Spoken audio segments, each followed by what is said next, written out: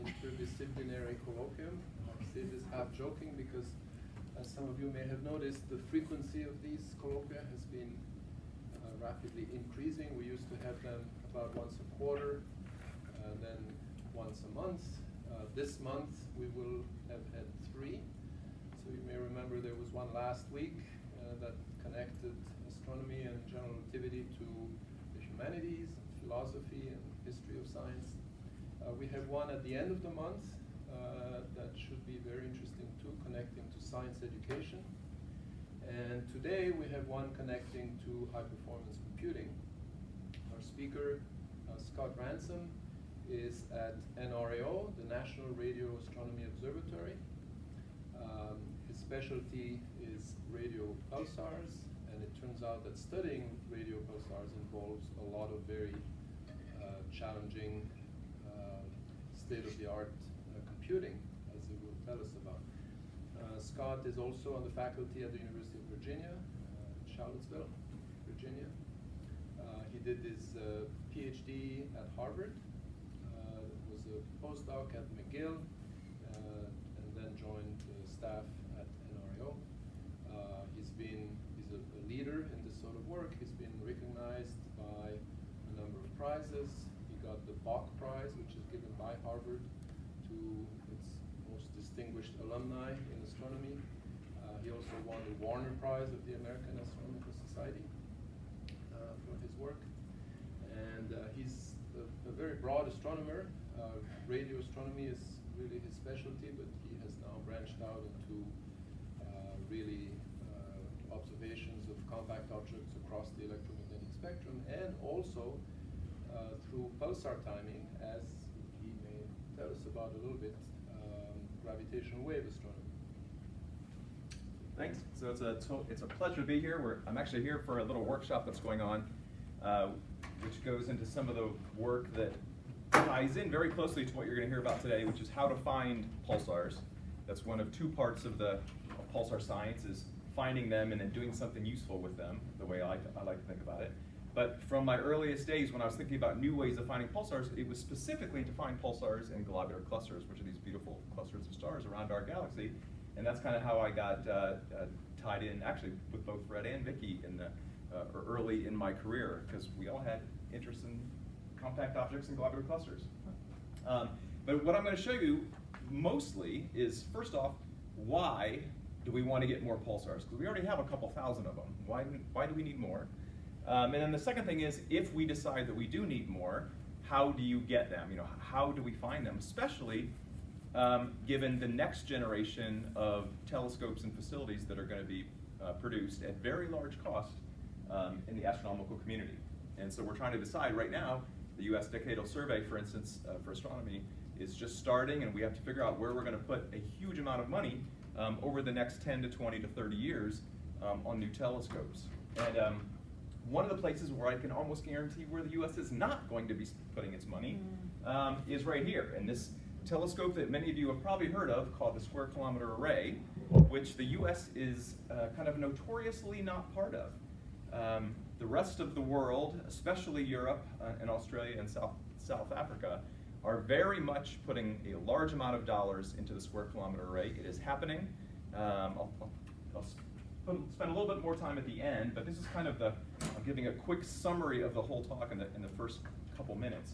But one of the things that this telescope is designed to do is pulsars, and it's designed to find new pulsars. And you actually have to build that into the design of a new telescope, because it's a very, very difficult problem that is not solved in normal astronomical ways, nor normal radio astronomical ways. And so this is the problem in a nutshell. It's data rates. So this diagram basically shows year along the bottom, and it's a log scale on the y-axis, which is basically, you can think of it one of 2 ways. It's basically the relative computational cost, which turns out to be proportional to the number of pixels that you're observing on the sky. And in radio astronomy, in the past, almost all pulsars in the past have been discovered with giant single-dish telescopes like Arecibo or the Green Bank telescope, what we now think of as kind of last generation or old school telescopes in these so-called current surveys. So the number of pixels, if you want to think of this in terms of pixels, or computational cost, it's down near the 1 pixel level. An old single dish telescope looks at one point on the sky. We move that point on the sky around. We record data for each of those points, and we search each point for pulsars. As we're moving into the current day, we're now building multi-pixel elements. And this sounds ridiculous when you think about observational or optical astronomy, where we have these huge CCDs, these huge detectors that have millions or now even billions of pixels in them.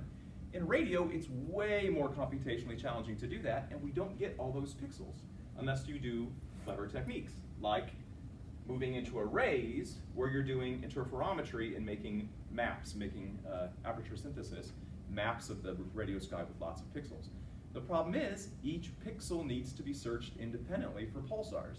And if we think about, we're currently basically in this level where we can build multi-pixel detectors, but only of the dozens of pixels level. And even writing the data at those levels, we're approximately at the level where we can, without spending a ridiculous amount of money, to even record our data. Then we ship it off to an HPC center to do the processing, which I'll tell you a lot about. In the future, we're basically here, right now, we're moving into these new arrays, such as this telescope called MeerKAT, which is a precursor for the square kilometer array, and then SKA surveys up here. They're going to be looking at thousands of pixels at once. It is impossible to record the data. So we have to be doing full-scale pulsar searches on the fly in real time, which, for those of us who've done pulsar searches our whole life, is a ridiculous problem. So that's kind of where what this talk is about. First off, why is it such a problem to search a single pixel? And how are we going to solve this issue in the future when we're dealing with thousands of pixels? Because that's kind of the summary. Because the future of radio astronomy is basically in arrays, building these big arrays. So this is the summary of the pulsar search problem. And this is kind of, you'll see how this is not really an outline, but it's kind of the theme of the talk. So the number one point is, I think it's well worth spending a lot of time and effort finding more pulsars. I think there's a huge amount of science, especially basic physics, as well as a ton of astrophysics that we'll get out of new pulsars that we find. The problem is right now we're sensitivity limited. These are really faint objects, so we need bigger telescopes. So we have to build more collecting area, and building cheap collecting area at least means building arrays. Arrays mean lots of pixels. I've already told you that. Lots of pixels means huge amount of computing. A single pixel, this is one of the relevant numbers. You can think of it roughly as 100 megabytes a second is the data that we have to record for a single pixel. So when you start talking thousands of pixels, you're talking about a terabyte of data a second. We just cannot record that data, right? Nor pay to have it shipped places. Because we need hours of telescope time too. We're not talking seconds, we need hours, so it's a lot. And so this is a problem not just for the square kilometer array, but for any array. So right now we have the very famous VLA, the very large array that my organization runs. There's a beautiful array at low frequencies in the Netherlands called LOFAR. MeerKAT is just being commissioned right now. All of these arrays are going to have huge issues, and including one of those that we are going to be considering in the US Decadal Survey, which is the NGVLA. And I'm not going to say much about the NGVLA because it's really not being designed for pulsars because of the cost. It will not do searches for pulsars. It will time the pulsars that we know of, so it's going to do that second part of the science, but it's too costly for it to find new pulsars around the whole sky. All right, so what are pulsars? I know there's at least probably a handful of people in here who don't do astronomy. So these are neutron stars. They're the remnants of massive stars after they explode. The cartoon picture is that they have these strong magnetic fields and a dipolar magnetic field. It's offset compared to the rotation axis. They rotate rapidly. Moving magnetic fields generate electric fields.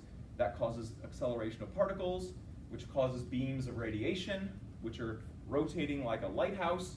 And as that lighthouse beam sweeps by you, we see pulses. So there's some amazing properties about these objects because they're these spinning, dense stellar remnants. They're really great clocks, and I'll show you that in a little bit. But the problem for this talk is this bit. They are extremely faint in the radio. We need the biggest radio telescopes on the ground in order to detect them. And the millisecond pulsars especially, that we've found are all close by in our galaxy. They're basically in our galactic neighborhood. So the galaxy is, in our typical units, roughly 20 kiloparsecs across. Most of the millisecond pulsars we know of are within 1 or 2 kiloparsecs. So they're within our local neighborhood in the galaxy, and that's purely because of sensitivity. We're highly biased finding these pulsars.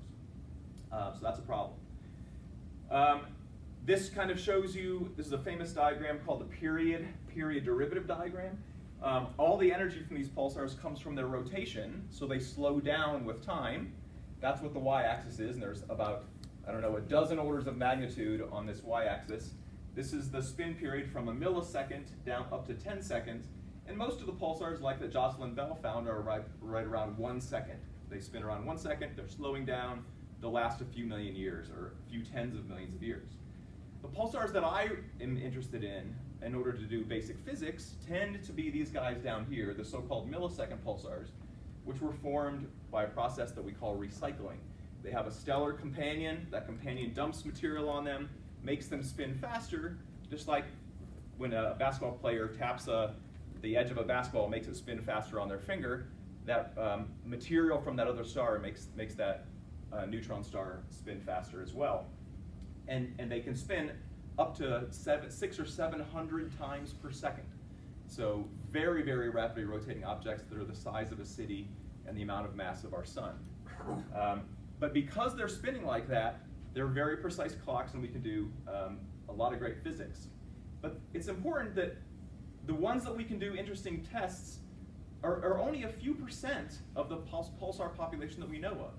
So if we want to find really interesting objects, we have to find a lot of pulsars. The galaxy probably has something like between 30 and 60,000 pulsars total. We now know of about 2,700, and only a couple percent of those are the ones that we do the really interesting physics tests with. So you got to find a lot of them to find the good ones.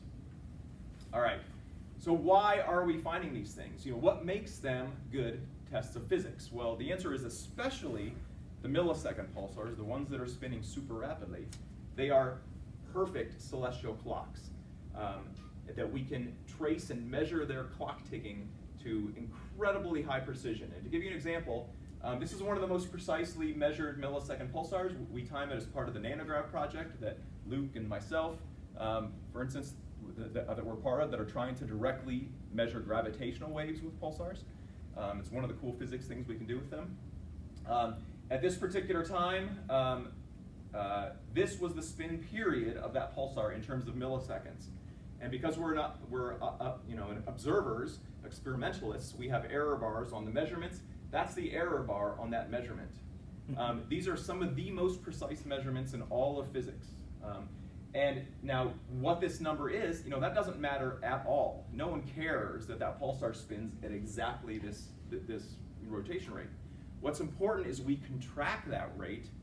It's a tone that we can latch onto and measure how that pulsar moves, for instance, around in its binary, or moves across the sky, or jiggles because of gravitational waves. We can tell the deviations in that signal at this incredible precision and do the physics that we like. Now, it's not changing. We have to model that. I'm sorry. It's very stable, but it is changing because the pulsar is slowing down. It's giving off energy. So I just want to show you how that works as well. This last digit changes like an odometer on your car, ticking upwards, by about 1 every 2 minutes. And so if you think about what that means, going leftwards in this period, if I get it to advance, that digit right there takes 4,000 years to change, which means the first 7 digits are constant, over scientific lifespans, right? These really are incredible celestial clocks, and that's how we can do the really great physics with them. As an example, once again, we're not going to build the SKA in this country, almost for sure. Hopefully, some of us will be part of it in some ways, working with the international collaboration. But it's a huge part of the Square Kilometre Array science goals. And these are 3 of the key things that the SKA is going to do with pulsars. Strong field tests of gravity, including cosmic centric conjecture, the no-hair theorem, using pulsars in orbits around other neutron stars or in orbit around other black holes. The detection of nanohertz gravitational waves using millisecond pulsar timing, just like nanograv that I described to you. And then one that I haven't mentioned yet, which is the fact that the interior of these neutron stars, we do not understand the physics at those ultra high densities. And by measuring neutron star masses, for instance, we can constrain strongly the physics of what's going on the inside of those neutron stars. And these are 3 of the key science projects which are going to be done exclusively with pulsars and millisecond pulsars using the SKA. So really, really kind of basic science, and then a ton of other astrophysics. And to show you some of the types of science that have come out in the past, I'll hit on a couple really kind of special systems. One of them is the so-called double pulsar, where at least a while ago, both of the neutron stars were seen to be pulsars. They were orbiting each other only about every 2.5 hours, so an incredibly relativistic system. There's more than 6 different relativistic parameters that can be measured by this system. And you can test general relativity, including in the strong field, to 0.01%. I mean, this is really, really precise system. And this is very similar to the system that Joe Taylor and Russell Hulse won the Nobel Prize for. These types of systems are out there, and what we'd really like to do is find a pulsar orbiting a black hole, because that's going to make the relativistic effects even way better. Another example, I mentioned the direct detection of gravitational waves. There's 3 different groups working on this around the world. Here in North America, we're called Nanograv. But the key for this is that the significance of a detection of gravitational waves directly depends on the number of pulsars that we're observing. So we need more pulsars. And we have to be really patient. We have to time them for over 15 years at extraordinary precision. And the good thing is we already have about a dozen years in the bank. So we think within the next couple years, literally a couple years, we're going to have a detection of gravitational waves. And it's enabled by these celestial clocks that we're monitoring in our galaxy. And the last thing was that thing about the neutron star interior. That's the so-called equation of state. It describes the density versus pressure curves of the matter that's dense in the very, very center of those neutron stars. Well, if we turn that into astrophysical observables, you get radius versus mass, and you get these so-called equation of state curves, or mass radius curves here. And what you can see is that each of these curves predicts, there's a top mass that these curves predict. One of the great ways that we can constrain nuclear physics, using astrophysics and pulsars in this case, is to find pulsars that definitively have masses above certain levels, because that constrains the nuclear physics that make up these models. And we've been very successful at that. Here's 2 great examples. These 2 papers both showed that there's pulsars that have roughly 2 solar masses. These 2 papers have 3,400 citations, and it's not from the astronomers. It's from, well, some of it's from astronomers. It's from nuclear physicists and now gravitational wave physicists that are citing these papers. I mean, this is important science that's coming from a relatively, I even have to admit, niche type of astronomy, and that is pulsar observations. So that's kind of a flavor oh, I got one more thing to mention about this, because it's my graduate student here. My team, along with members of Nanograv, we just put on the archive, and we're going with referees' comments right now. We just measured a neutron star that has 2.17 plus or minus 0.11 solar masses. It's almost certainly the most massive neutron star with a reliable measurement, and I say reliable because this is so-called Shapiro delay, which I won't go into details, but it's a well-known, reliable way of measuring neutron star masses. And this is going to rule out other equations of state. So this is still happening. We're still making impacts on nuclear physics, and I think we're going to continue to do that. So that's kind of a flavor of the type of thing that we can do. And here's just a smorgasbord of papers that have basically all been in Science and Nature over the last decade of surprising and interesting systems that have a wide variety of astrophysics and basic physics that have come from finding new pulsars and then measuring them. And there's a lot of really great things here. Really, just recently, this best test of the strong equivalence principle in general relativity, the first detections of a pulsar switching back and forth between an X-ray binary and a pulsar, these really dense special types of planets that are around pulsars. They call it diamond planet here. All sorts of really interesting systems astrophysically, as well as the basic physics of, for instance, the high mass systems. So that's kind of the status. That's why we want to find these. You got to find a lot of them to find the good ones, and the good ones can be really good. That's kind of the bottom line. And computing has been a driving force in pulsar astronomy from literally the very beginning. Since the first pulsars were discovered 50 years ago, we have been riding effectively Moore's law, because Moore's law drives radio astronomy, and Moore's law drives the way we observe and the way we compute the data from pulsar observations. And until very recently, our pulsar observations were limited completely by our instrumentation. Basically, it was the computing backends. We couldn't even use the full telescope to its full sensitivity. We were limited by the computers on the back ends. And just recently, we were finally able to at least fully use the hardware of our telescopes itself. And so that's kind of where we are now. And in the future, we're still scratching our heads to try to figure out how and if computing will keep up to allow us to use these new, bigger arrays of radio telescopes to get all the collecting area that they could theoretically provide. So what does our data look like? Well, this is radio astronomy in a nutshell. Radio astronomy is noise.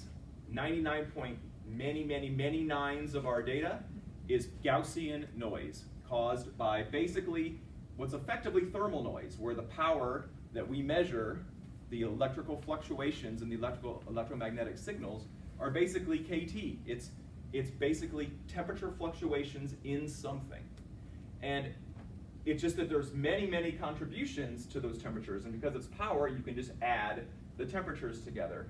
And so that's how and why radio astronomers talk about their sensitivity of their telescopes in terms of temperature. They talk about the noise temperature of their telescopes. And a state-of-the-art telescope has about a 20 Kelvin noise temperature, which is made up of contributions from the receiver, from the cosmic microwave background, from spillover from the ground, the heated ground spills over into the telescope, the sky itself glows, and then your source itself contributes almost a negligible component of this noise. And so we are trying to filter out a tiny astrophysical signal from a background of noise.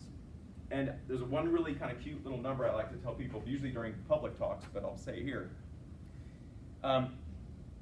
The people really don't understand how close to zero this number is.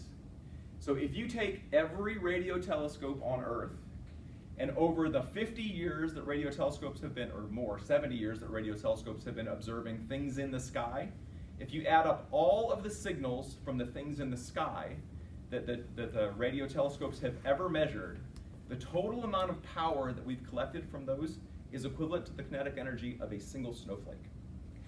That is how much total energy, total power we've collected. That's why these telescopes are extraordinarily sensitive. They have highly tuned receivers. They are absolutely minuscule signals. And this is part of the pulsar search problem, especially when this isn't all the noise we get. We are drowning in interference from our cell phones, from Vicky's Wi-Fi right now since she's reading her email. All these things contribute to extra noise in our data. And dealing with interference from our own selves is a huge problem, because it gets into our data in many different ways. Matter of fact, right after this meeting, I have a meeting in DC. It's the most boring committee ever. It's called the Committee on Radio Frequencies from the National Academies. But we have meetings every 6 months, and it's due. We're negotiating with international partners and the FCC, trying to regulate some of these things to keep radio interference outside of our bands for radio astronomy. It's really important, and it's a real huge problem. So that's kind of where the two types of noise we have in our data: thermal noise, and then with a tiny bit of signal, and then lots of interference. And then the way these surveys work in general, because every one of the pulsars that are like the Green Bank telescope, the 100-meter Green Bank telescope, all of these telescopes right now are doing pulsar surveys. We're finding pulsars. But because we're sensitivity limited, we've done almost everything we can with the current generation of telescopes. To do much better, we really need the next generation. So this is what a single telescope does now. One of these surveys looking like over the whole sky. This is kind of the data parameters, which gives us data rates, like I said, of about 100 megabytes a second. So each survey from a single telescope generates about a petabyte of data that's taken to an HPC center and processed. To process it normally takes many amount of times doing HPC than we use from the telescope time. So the computing is the biggest time sink. And one of the problems is we generate millions of pulsar candidates in order to find hundreds of pulsars. So in other words, the false positive rate is huge. That's another big issue. So we're throwing huge amounts of HPC, and because of interference, we generate huge amounts of candidates, most of which turn out to not be pulsar signals. So that's another big computational problem. Given all that, though, we've been very successful. And for the millisecond pulsars, this is a histogram that shows, as a function of time, how many we're at here. And you can see just over the last decade, because of these new instruments that were basically right at the level of Moore's law at the time, caused this dramatic increase in the number of millisecond pulsars that we found. But now you can see it's maybe starting to turn over a little bit. And I think that's real. I think that's what I was saying. Using current telescopes with the newest computing that lets us fully use those telescopes, we are now at about our sensitivity limit in the galaxy. So I think this is going to start turning over even more until we build these next generation of telescopes. All right, so the next about 15 minutes of the talk is going to give some algorithmic and details about exactly how pulsar searches work. So for those of you who are interested in the kind of algorithms and math aspects, that's what you're going to see for the next little bit. Quick question. Yes. Maybe you'll address it, but if not, how quickly can you reject a false positive from interference? It depends on the false positive. We have a huge amount of interference rejection at every stage of our pulsar search pipelines. I have 1 or 2 slides on this later on, okay. But I don't want to spend too much talking about interference. So we reject stuff continuously throughout our pipeline, but we still generate those millions of candidates. Using machine learning and stuff, we're getting so that we can get rid of right now something like 99% of the false positives, but 99% of a million still means a lot of things that grad students and postdocs and people like myself are looking at with our own eyes. So there's still a big gap in that. And those that are not, those that are on the borderline, that even when I look at a plot and say, that looks like a pulsar, but it's at low thresholds, we end up dominated by those signals. And then so the question is, do we spend the telescope time that's required to go and check every one of them, most of which turn out to be noise, because that's very costly with telescope time, or do we only set a very high threshold and say, I know this one's a pulsar, we're going to go with it. And we tend to do the latter because it's just too costly in telescope time to do the border things. But our current surveys have missed a whole bunch of pulsars that are right on the threshold after every one of these other levels of sifting, effectively. So just a couple things about pulsar searching. The slow pulsars come free if you can find the fast ones, because finding the fast spinning ones, we have to search over frequency. Spin frequency is one of our parameters, and the fast ones have a high spin frequency, so they have the biggest parameter space. We cannot trade sensitivity for integration time. That's a kind of a complicated one, but it means I must do it all in one shot. I can't take a couple seconds today and a couple seconds tomorrow and a couple seconds next year and co-add all the data. Because what we're doing is we're using these very precise periodic pulses and lining them up on top of each other to do what we call a coherent analysis, which is way more sensitive. If we do a stacking like this, the sensitivity increases as the 4th root of time. So you need a lot of telescope time to increase your sensitivity. So it's not worth spending the telescope time to do that. But it's an underappreciated thing. I've already mentioned this a bunch of times. Searches have to be done for every pixel on the sky, which means, unlike every other astronomer, we want big pixels, because a big pixel means we have to do less searching. We can figure out where the pulsar is in that pixel later on once we detect it, but we want big pixels, which is really different. And then there's a handful of things that are always done. And I'll talk a little bit about each of those. But the sensitivity is proportional to the T-cis. I mentioned that the temperature of the system, you want that to be low. G is the size of your telescope. You want that to be big. And then it goes as the square root of your integration time and how much radio signal you're sucking out the bandwidth. And the computations go is the cube of the observation time and the cube of the fastest spin period that you're looking for. And so those cubes there are what drive the computing really, really rapidly to require HPC. All right, the one thing I haven't mentioned at all is that we think of space as being empty, but there's a lot of stuff there. There's the interstellar medium, and the interstellar medium has electrons. And when radio waves move through electrons, there's a thing called dispersion, so that the higher frequencies arrive earlier than the lower frequencies. So if this is radio frequency, when a single pulse arrives, it doesn't all arrive at the same time. The high frequencies arrive early, and the later frequencies arrive late. And the amount of that delay depends on the electrons between us and the pulsar. That's an unknown for us, so we have to search over what's called dispersion measure. It's a second parameter we have to search over. One of them is frequency, the other one is dispersion measure. And when you search over this, if you get the dispersion measure right, you'll get a strong signal where you've integrated everything up properly. But if you do it wrongly, you get no signal. Okay? And so this is a problem. This dramatically increases the computations of the search. And here's what it looks like. So this is an animation I did. This is the radio frequency band. So at the GBT, actually, for a survey that we're doing, from low frequency to high frequency. This is Gaussian random noise, and there's a very faint pulsar signal that's just visible to eye. You can see it sweeping here. To get that, to be able to see a signal, what we're doing is we're integrating that whole band together, we're adding it all up, and if we see a pulse there, that's the pulsar.